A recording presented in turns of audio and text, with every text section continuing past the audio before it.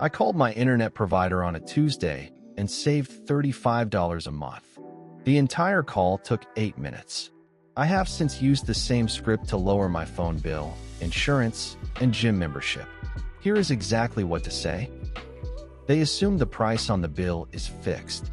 It almost never is. They want to avoid an awkward conversation. One 10-minute call can save hundreds of dollars per year. I have been a loyal customer for X years, and I love your service. I just found a better rate with a competitor, and I am considering switching. What can you do to keep my business today? Internet, cable, phone, car insurance, home insurance, gym membership. Medical bills. Always ask for a cash pay discount or payment plan.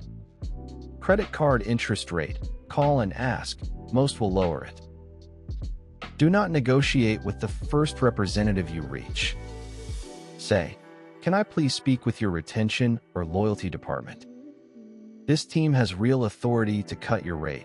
The front desk does not. Log each negotiated savings in a simple tracker.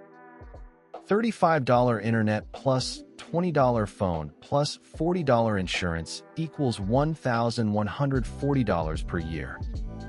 Seeing the total motivates you to keep making calls.